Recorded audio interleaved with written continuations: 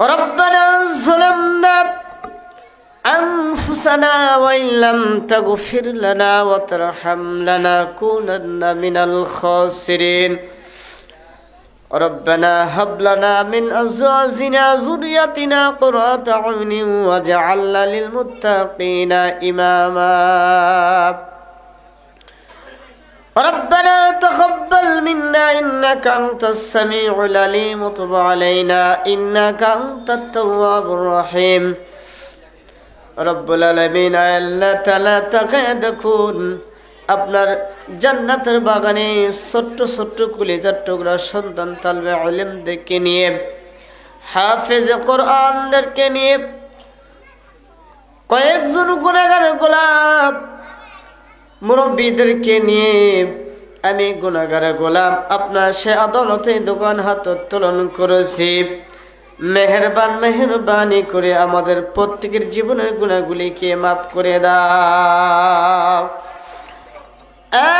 মাবুদ রব্বুল আলামিন আমি গুনাহগার গোলাম আপনার কুদরতের পার্লামেন্ট থেকে যতটুকু কথার বাজেট রেখেছেন আল্লাহ আল্লাহ যতটুকু কথা বললে আপনি সন্তুষ্টি হবেন অতটুকু কথা বলার তৌফিক সুযোগ দান করে দাও যে কথা বললে আমি সহ সকলে যেন আমল করতে পারে কবুল করে নাও আল্লাহ তাআলা মাহফিল শোনার জন্য বলার জন্য যারা দূর দূরান্ত থেকে ছুটে এসেছে মেহেরবানি করে প্রত্যেকের জীবনের গুনাহগুলিকে মাফ করে দাও আল্লাহ তাআলা আজকের মাহফিলের প্রধান আকর্ষণ যিনি আসবেন আল্লাহ তাআলা তেনার হায়াতে কুল্লি শিফা দান করে দাও আল্লাহ সুস্থতার সাথে যেন মাহফিল করতে পারে আল্লাহ কবুল করে নাও আল্লাহ তাআলা কথা যারা বলার জন্য এসেছে সবাইকে তৌফিক দাও শোনার জন্য যারা এসেছে সকলকে কবুল করে নাও মেহেরবানি করে কিয়ামতের ময়দানে মুসিবতের সময় আজকের মাহফিলকে নাজাতের জরিয়া বানায় দিও রব্বির রহমহুমা কামা রব্বায়ানি সগীরা রব্বির রহমহুমা কামা রব্বায়ানি সগীরা সুবহান রাব্বিকা রাব্বিল ইজ্জাতি আম্মা ইয়াসিফুন ওয়া সালামুন আলাল মুরসালিন والحمد لله رب العالمين لا إله إلا الله لا إله إلا الله সবাই জোরে লা ইলাহা ইল্লাল্লাহ লা ইলাহা ইল্লাল্লাহ বহু দূরে মদিনা আমরা কেমনে যাব জানি না বহু দূরে মদিনা আমরা কেমনে যাব জানি না দয়া করেন দয়ার আল্লাহ কবুল করেন মনের বাসনা লা ইলাহা ইল্লাল্লাহ লা ইলাহা ইল্লাল্লাহ লা ইলাহা ইল্লাল্লাহ মুহাম্মাদুর রাসূলুল্লাহ সাল্লাল্লাহু আলাইহি ওয়াসাল্লাম। সম্মানিত মুহতারাম মুআজ্জাজ উলামায়ে কেরাম মুরব্বিয়ানে আযম ছোট্ট ছোট্ট কলিজার টুকরা সন্তানেরা পর্দা নিশি সম্মানিত মা এবং বোনেরা সকলের প্রতি আন্তরিক সালাম আসসালামু আলাইকুম ওয়া রাহমাতুল্লাহ। এই মুহূর্তে প্রশংসা জ্ঞাপন করছি যে মহান মনিব যে মহান মালিক আমাদেরকে লক্ষ্য করে মায়া করে কবুল করে মেহেরবানি করে দুনিয়ার সমস্ত ঝামেলা থেকে ফারিগ করে দুনিয়ার সমস্ত বিপদ থেকে মুক্তি দিয়ে এই জান্নাতের বাগানে আসা বসার তৌফিক দান করেছেন।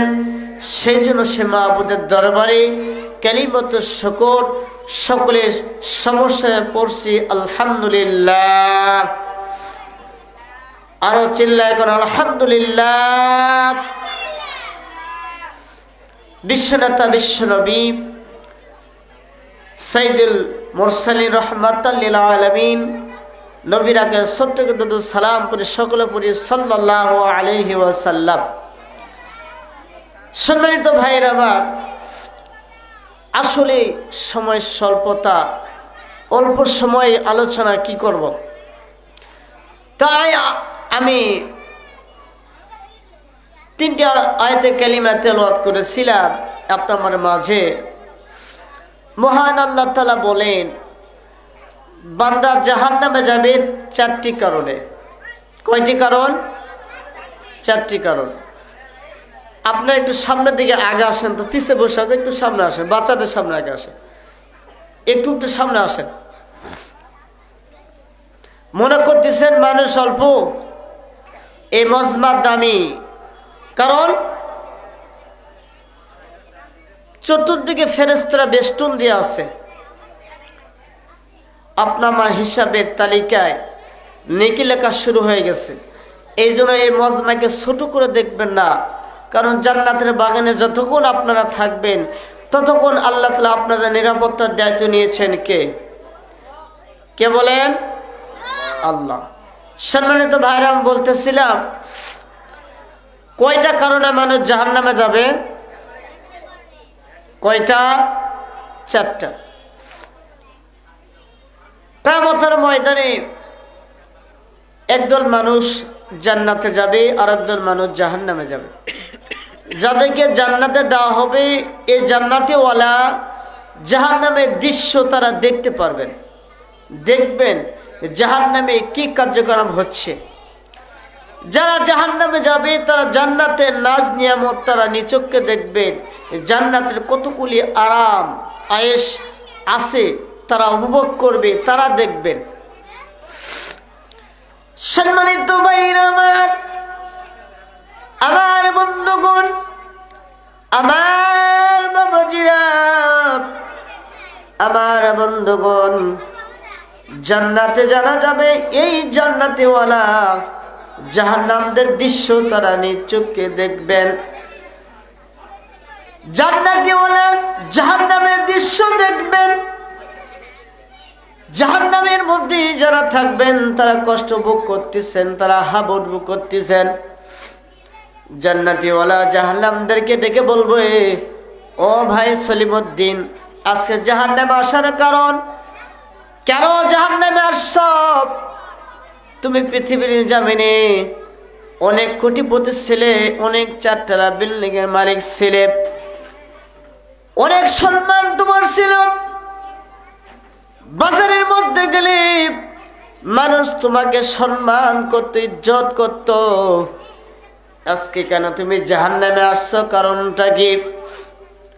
ওই জাহান্নামী ওয়ালা ডেকে বলবে, ও ভাই, জাহান্নামে আসছি কারণ হলো একটা, প্রথম নাম্বার কারণ আল্লাহ তাআলা বলছেন, ক্বালু নামলাকুম মিনাল মুসাল্লিন।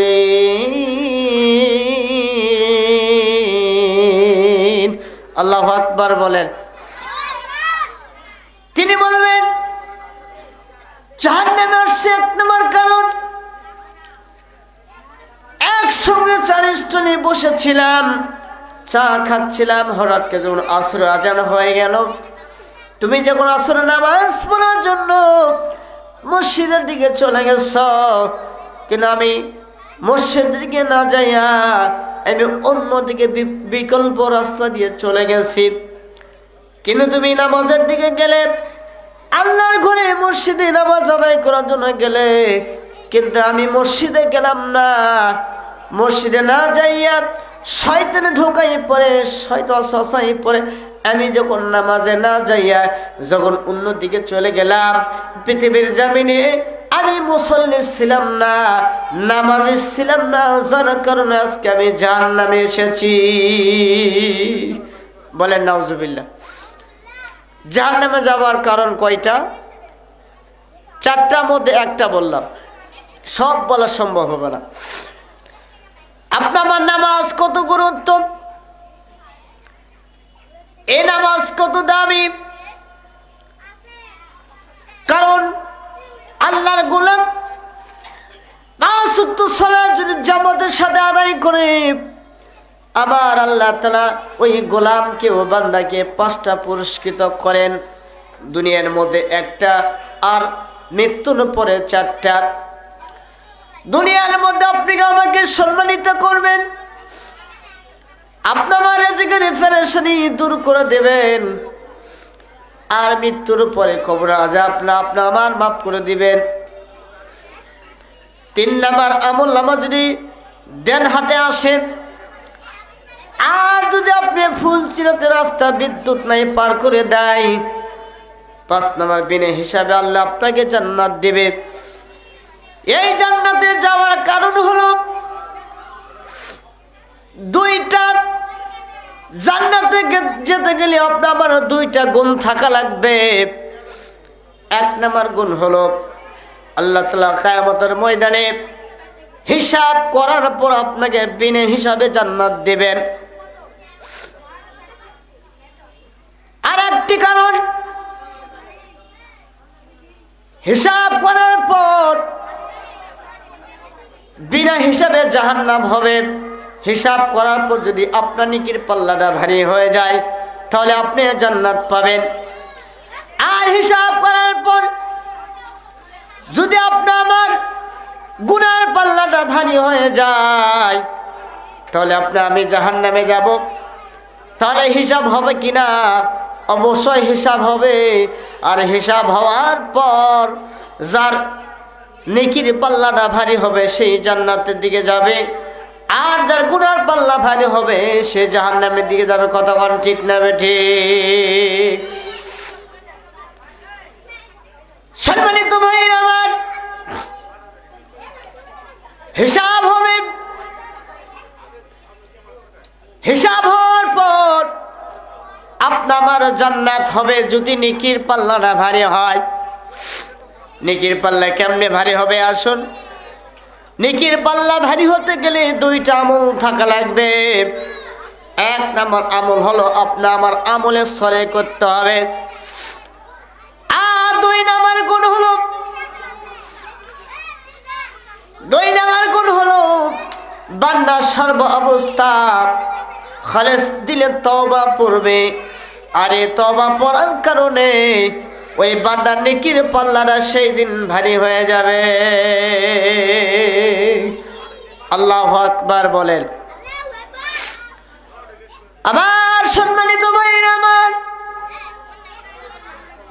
নেকির পাল্লা ভারী হবে যদি এই 2টা গুণ আপনার থাকে। 1 নাম্বার গুণ আমলের সলে করা লাগবে। 2 নাম্বার গুণ তাকওয়াবান হওয়া লাগবে, তওবাকারী হতে হবে। আর এই তওবাকারীকে আল্লাহ তাআলা পছন্দ করে। আপনি আপনার জীবনে কতবার তওবা পড়বেন এটা কি জানা আছে? আপনি যত অপরাধ করেন, গুনাহ করেন, গুনাহ করতেছেন, তওবা করতেছেন, কিন্তু কাম হবে না। আপনি আমার যত অপরাধ করে থাকেন না কেন, আপনি যে খালেস দিলে তওবা করতে পারেন, আর আপনার জীবনে মৃত্যুর আগে যদি একবার তওবা পড়েন, সেই তওবাটা আল্লাহ তাআলার দরবারে কবুল হয়ে যায়, তাহলে কিয়ামতের ময়দানে হিসাবের সময় আপনার পাল্লাটা ভারী হয়ে যাবে।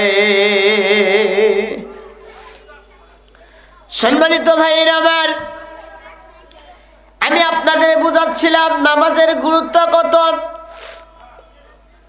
নামাজ আপনার আমার 1 নম্বরে থাকা লাগবে। মদিনার যুবক দৌড়ে আসলেন, নবীজিকে জিজ্ঞাসা করলেন, ইয়া রাসূলুল্লাহ, ইয়া হাবিবাল্লাহ, ও নবী, আমি যখন রাস্তায় বেরিয়ে যাই বিভিন্ন গুনাহগুলি আমাকে এসে জর্জরিত করে। ইয়া রাসূলুল্লাহ, হাবিবাল্লাহ, আমি যখন রাস্তায় বেরিয়ে যাই আমার সামনে বেগানা নারী এসে হাজির হয়ে যায়। ইয়া রাসূলুল্লাহ, হাবিবাল্লাহ, এই সব গুনাহ থেকে আমি কেমনে বাঁচব? একটি পদ্ধতি আমাকে বাতলায় দেন। সুবহানাল্লাহ বলেন। সুবহানাল্লাহ কি কালকে বলবেন? সুবহানাল্লাহ, আলহামদুলিল্লাহ, আল্লাহু আকবার, এই তাসবিহগুলো যখন তেলাওয়াত করবেন, আল্লাহ তাআলা বলেন বান্দা যখন এই তাসবিহগুলো জবান থেকে বের করতে থাকে, আমি আল্লাহ বান্দার জন্য 3টা পুরস্কার দান করে থাকি। আল্লাহু আকবার জোরে বলেন। 1 নম্বর পুরস্কার হলো আমি বান্দার জীবনের সব গুনাহগুলি মাফ করে দেই। 2 নম্বর পুরস্কার বান্দার জীবনে গুনাহ মাফ করে ক্ষান্ত নয়। 2 নম্বর পুরস্কার হলো বান্দার প্রতি রাজি এবং খুশি হয়ে যায়। 3 নম্বর পুরস্কার রাজি আর খুশি হওয়ার পর আমি বান্দাকে ছোট করতে চাই না, আমি গোলামকে ওই জান্নাতুল ফেরদাউস থেকে বান্দার জন্য একটি সিটের বরাদ্দ আমি আল্লাহ করে দিয়েছি। আল্লাহু আকবার। সম্মানিত ভাইরা আমার, আসলে সময় স্বল্পতার কারণে আলোচনা আমি শেষ করতে পারলাম না। প্রিয় ভাইরা আমার, সম্মানিত ভাইরা আমার, 1 নম্বর কারণ জাহান্নামে যাওয়ার হলো আমি যদি নামাজের দিকে আগ্রহ না থাকে, আপনি যদি সালাতের দিকে আপনি পা না বাড়ান, আপনার যদি আল্লাহমুখী না হতে পারেন, আখিরাতমুখী না হতে পারেন, কোরআনমুখী না হতে পারেন, তাহলে অবশ্যই আপনাকে আমাকে জাহান্নামে যাওয়া লাগবে কিনা? যাওয়া লাগবে না? অবশ্যই যেতে হবে। এই 60-70 বছর বয়সে আপনার বুঝতে বুঝতে 20 বছর চলে যায়। 20 বছর যাওয়ার পর একটি মানুষ ইবাদতে ঢুকতে পারে না। 40 বছর যাওয়ার পর তার বয়স যখন ভ্রষ্ট হয়ে যায়, যখন সে বৃদ্ধকালে পৌঁছে যায়, সেই সময় কিন্তু মসজিদে গিয়া তিনি কিন্তু সময় ব্যয় করেন। যুবককালের ইবাদত আর বৃদ্ধর সময় ইবাদত, 2 ইবাদত কি এক? বৃদ্ধর সময় আপনি মসজিদে যেতে পারবেন না, আপনার হাত চলবে না, পা চলবে না, মুখ চলবে না, মাথা চলবে না, সব অচল হয়ে যাবে। আর আপনি যদি এই সময় আপনি পুরা সময়টা ইবাদতে লাগায় দেন, আপনার জীবনটা এই সময় যদি বাস্তবায়ন করেন, আমার বিশ্বাস আল্লাহ তাআলা আপনাকে আমাকে উত্তম জাযা দান করতে পারে কিনা। সম্মানিত ভাইয়েরা আমার, আসলে সময় স্বল্পতার কারণে আলোচনা আপনাদেরকে শোনাইতে পারলাম না।